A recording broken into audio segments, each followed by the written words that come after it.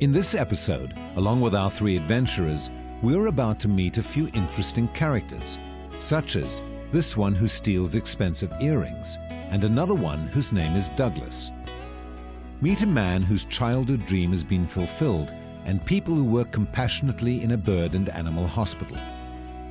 Have you ever asked yourself, how does the scarlet ibis get its red color? Why do birds stand on one leg? Did you know that they are birds whose bright red flight feathers are made of real copper? A parrot is the only bird that can transfer food from its foot to its mouth.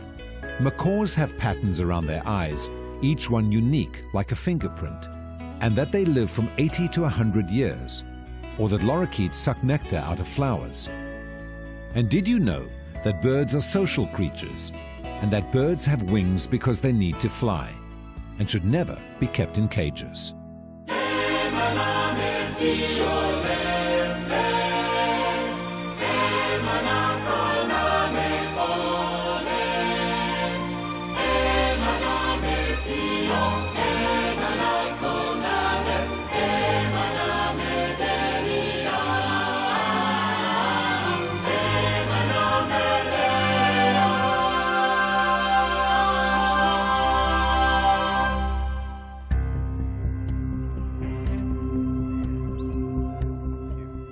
Do you have any idea how many birds there were in the Garden of Eden? Well, today at Birds of Eden, we're going to have a small glimpse of what happened. I'm here with Charlene, and she's going to take us inside. Charlene? Hello. Yeah? Please follow through. Let's go.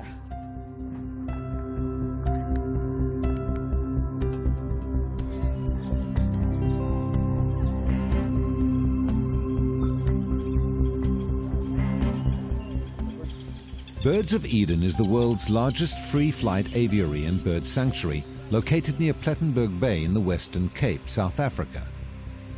Its free-flight capacity is larger than any individual free-flight dome in the world, including the world-famous Kuala Lumpur Bird Park in Malaysia and Jurong Bird Park in Singapore.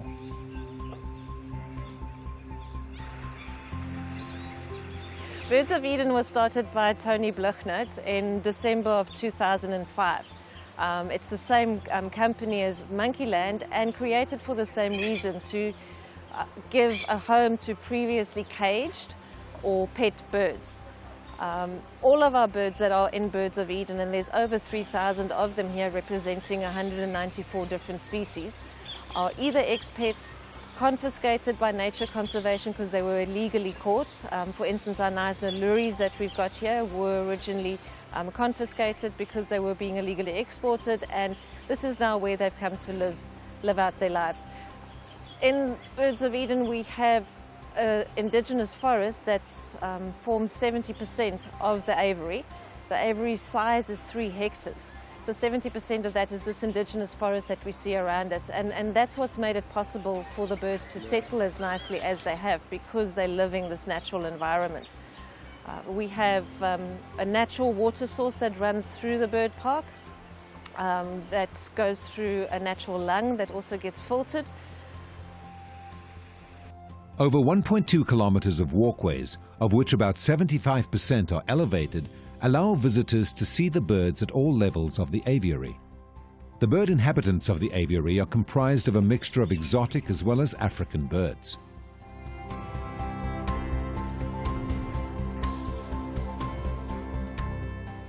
What Andre is shooting over there, he's got a little purple on his back and a white belly. It's called the plum-colored starling. That's also the male, once again, more beautiful than the female. The female is actually an olive brown. Very beautiful little starling that brought from Central Africa. That bird over there is a Bafoni green lory. It comes more from Central and Eastern Africa. It's part of the turacos. The turacos are very unique in that they have those red flight feathers. It's actually made of copper. And it's a unique mineral compound called turacoverdin and tyrosine. No other animal in the animal kingdom contains copper. So these are unique and endemic to Africa. Yeah, very nice hairdo. And all of them are different. There's 24 different kinds of turacos. In here, 10. They don't all have the red flight feathers, but it's a unique family. A little bit smaller than the Knysna, hasn't got the white crest. These are little Mayer's parrots. This is one of the few African parrots. We only have 15 parrots in Africa. They're becoming quite endangered now due to the pet trade. Very, very, very pretty, very small though. No, I wouldn't. I'll show you the ones you can. Those ones are from Africa. From Africa, yeah. These little parrots are from Africa. This is a rock pigeon. What makes a pigeon quite special compared to other birds is that they can actually suck water, whereas other birds pick the water up and tilt their head back. Only pigeons and doves that can suck water up like a straw. Goes through a pre-release, goes into quarantine, make sure they can fly. Okay, this is a little Indian ringneck parakeet. This is a boy. You can see it's a boy. In this species, very easy because he's got the actual collar. The girls will just be green. They come in a lot of colors, but this is the original color. But over the years, the breeders have played around and you get a yellow, you get a pink, you get a blue, but this is the real color. Our birdies here are eating because the forest doesn't have enough food to sustain them. We have to feed the birds. Twice a day, they get fresh fruit and veg, a specialized mixture here of sunflower seeds which are sprouted. We don't serve dry sunflower seeds, very bad. Cooked legumes, cooked mealies, which is corn, and then a special egg mixture, which we buy all of this. None of this comes to us free of charge. We pay the best for the best. So we feed them early in the morning, now in the afternoon, 5 o'clock, everything comes out because they don't eat at night, and also to prevent rodents and just for sanitation purposes. It's sort of sprouted like that. Why you serve it like that is because dry sunflower seeds have got a very high fat content. When it sprouts like this, it changes the whole fat soluble mixture altogether. If you serve it dry, you actually halve their life. What about this guy behind you? This is a little cockatiel. This is Holly. Holly came to us about 5 weeks ago, and Holly didn't have any feathers here on her chest. Her feathers have all grown out, and she's in here already in 5 weeks, which is quite quick. Little. Do you know what happened to her? No bird should be in a cage. Holly was probably very stressed, and all birds need to breed. So during breeding season, they become worse. They start pulling out their own feathers because it's hormonal. But no bird should be in any cage under any circumstances. If somebody would approach me to get a bird as a pet, I'd say absolutely not. It's not an ideal pet. Only ideal pet is a cat or a dog. Birds are very sociable creatures. They need friends, they need entertainment, they need to be stimulated, and they need to fly. Why else do they have these wings? Why people would want to cut their wings, I have no idea. I think it's awful. No bird should be in a cage, ever. So what if someone like has, well, not like that, but you know, some people are really crazy about birds and they kind of have really huge cages where they can fly and have like 5 or 6 parakeets or whatever. If you can provide them with a decent home like that, then I would agree, yes. If you provide them with the correct food and a flight area where they can actually fly, that's what we're trying to encourage other people to do now. So in that circumstance, yes, I would agree.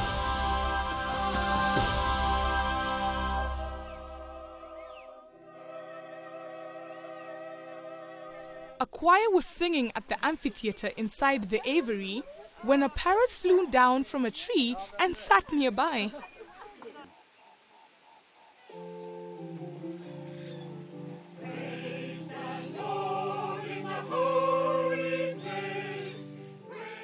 After the song had started, he flew over and perched atop a choir member's shoulder.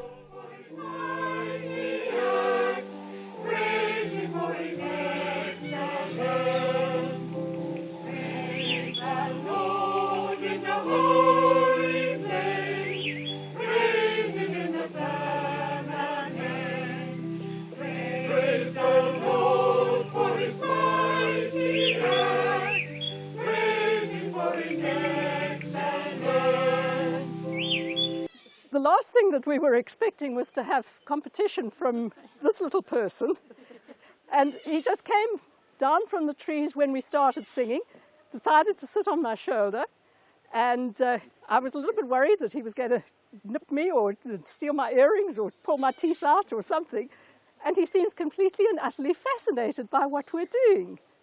And it's a real privilege to actually be in a position like this and have a wild animal react so beautifully.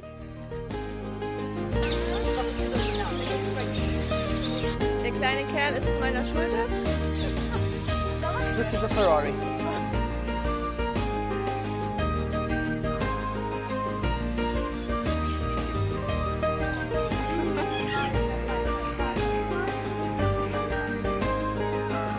He's yellow, she's orange. Thank you. Thanks. Moustache parakeet comes from Sri Lanka, Pakistan kind of area. Very pretty, but you can see the stripe over his nose, which makes him a moustached parakeet. Parakeet just means medium-sized parrot. No real interchange. What makes a parrot, though, is the fact that a parrot can actually pick up food and transfer it to his mouth. No other bird can do that. With his foot. You'll see an owl will hold his food and he'll take his head down to rip. But a parrot can actually transfer, he plays like that. Yeah. That's what makes parrots so unique, is that they can actually transfer their food to their mouth and their toys. This big birdie here, this is a blue and gold macaw. One of the biggest flying parrots. What makes a macaw so unique is the individual facial hairs here. If you have a look there, he's got all different patterns around his eye. It's unique, like a fingerprint. So each macaw is different. They're incredibly strong. If he did happen to bite your finger, he would bite right through bone and all, no problem. In the wild, they eat macadamia nuts, they crush things. So very, very strong. They get to a good age between 80 and 100 years. We've got one in here that's 42. So this is not something you would want sitting in a cage in a kitchen, because it's going to outlive you and it's going to be passed from person to person. The other one over there. Yeah, there's his friend. Yeah, you're a noisy boy. This is a little rainbow lorikeet from Australia. What makes these lorikeets very special, they have a brush-like tongue with feathers shaped like in a V or in a U, which they actually use, they suck nectar and pollen out of flowers. So in here, we have to supplement their diet. So they don't eat just that food. We make a special lorikeet nectar for them, which they love. They actually even bath in it sometimes, and they get all sticky. He's very cute too.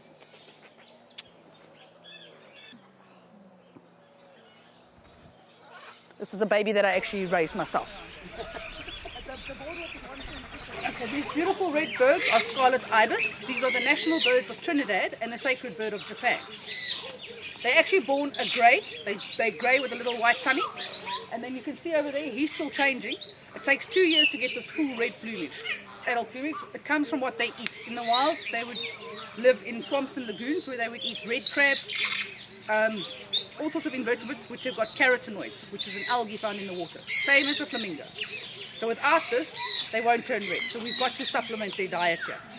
A lot of these birds are standing on one leg. All birds stand on one leg. Why they do that is because there's no feathers on their legs. So their legs get cold, they'll tuck it up, it will warm under their body, then they'll alternate. They do the same thing with their beak. When they sleep, they turn their heads around and they tuck their beak into their back. This is zamat. Zamat is a lesser sulfur-crested cockatoo from Indonesia. This is the one we warn all our guests for, just for this guy, because he steals earrings like this. Yesterday he stole a black pearl earring, which is worth about 5,000 rand, and lying somewhere in the stand. Ich habe keine Ahnung, wie viele Vögel es im Garten Eden gab, als Gott die Erde geschaffen hat. Aber ich fühle mich hier ein kleines bisschen wie im Garten Eden, so wie ich es mir vorstelle, mit dieser Vielzahl von Vögeln, mit dieser bunten Vielfalt, mit den Geräuschen, die ich hier höre, einfach großartig.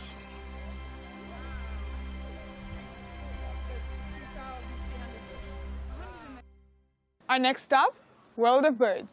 Now here, there's over 3,000 birds, small animals, and monkeys. So come on, let's take a look.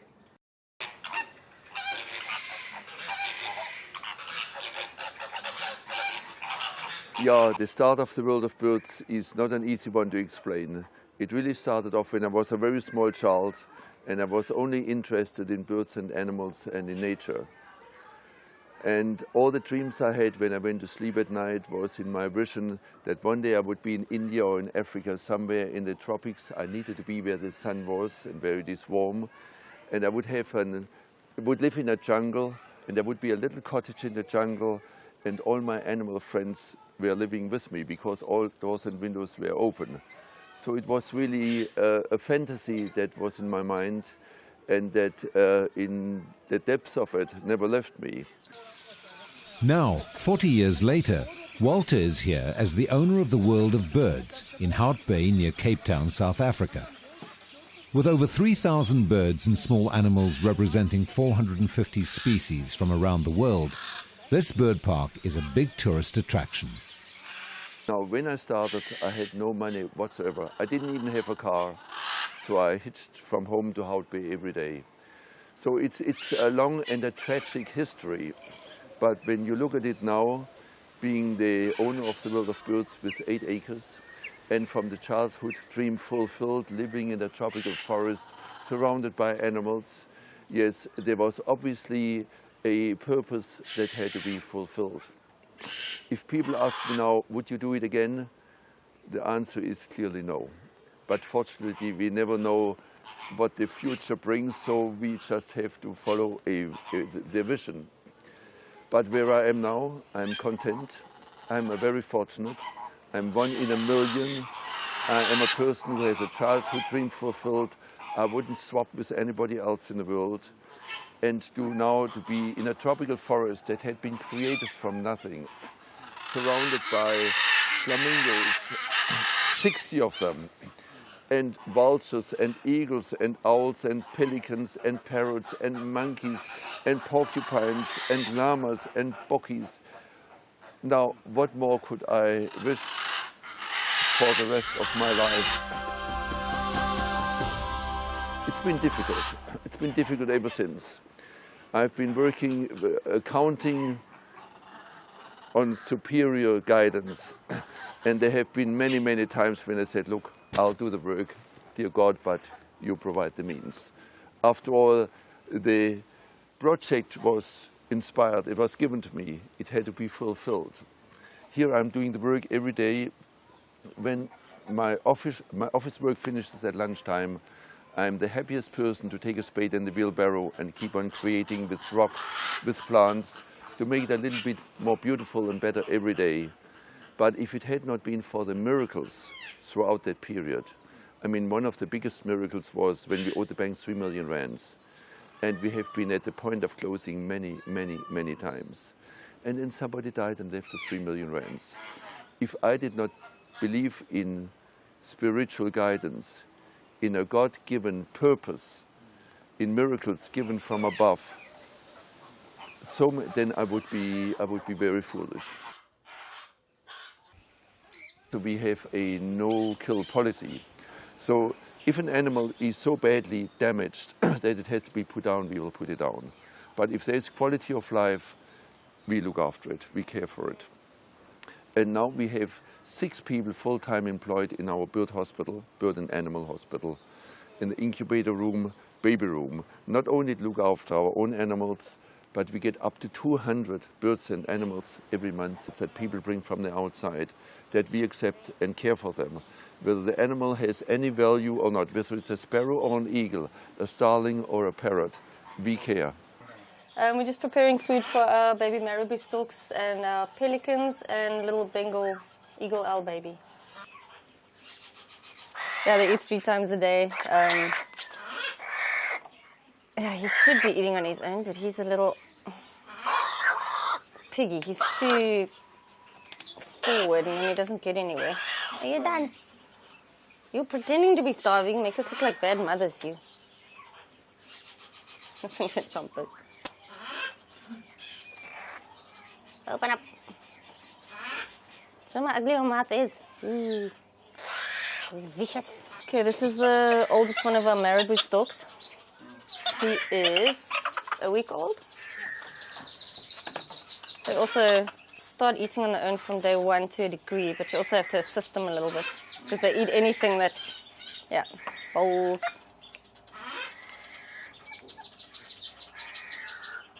Also not the prettiest babies on earth, but they've got such sweet personality. Okay, he's actually eating really nicely for a change. It's normally like on his back and on his head. And pelicans as well. I mean, they're both pretty valuable, and something so little, when they hatch, they're so tiny and vulnerable that it's quite I'd say a really responsible thing to have to do. Just wait, little beast. This owl is, how old, Tanya? 4 days old. And they, on the other hand, are completely different to the storks and the pelicans. They're completely blind. Their eyes are still closed up until probably about a week old. Their eyes actually open, but they're blind up until about 3 weeks to a month. They can't see anything, sometimes even longer than that. And then they've got no feeding response at all, apart from, like, if you touch their beak, obviously they can't see. So that's the only way they can actually realize that there's food coming. This is normally over really quickly.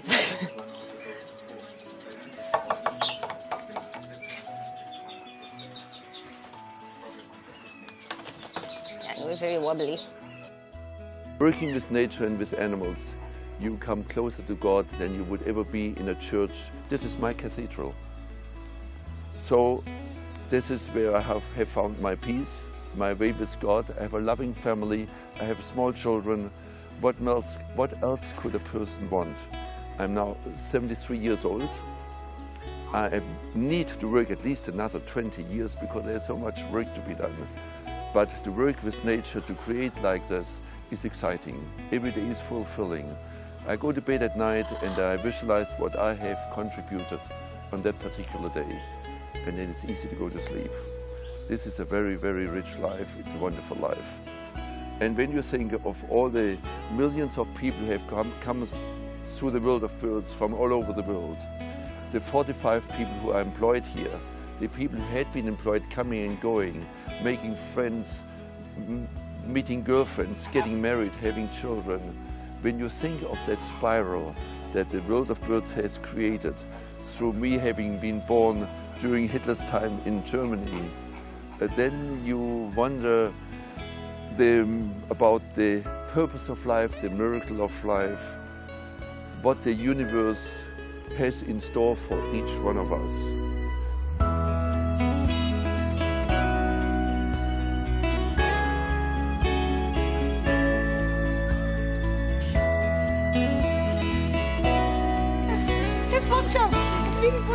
There you are. There you are. Eat the popcorn.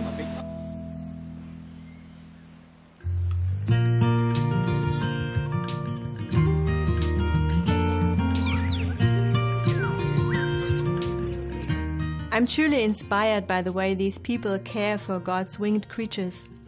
I feel a new sense of respect for them and for these beautiful birds.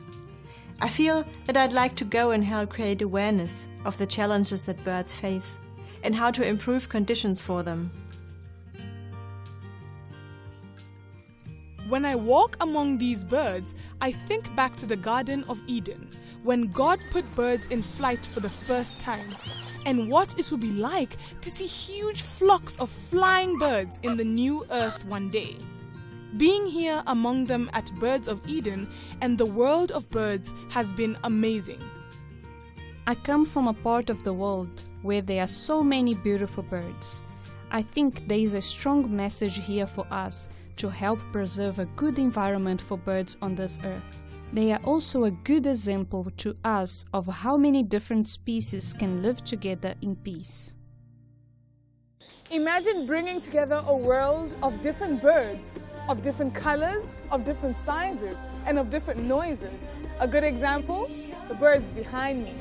Thank you so much for joining us, and I hope our program brought a little more color and a little more sound into your life. Until next week, God bless.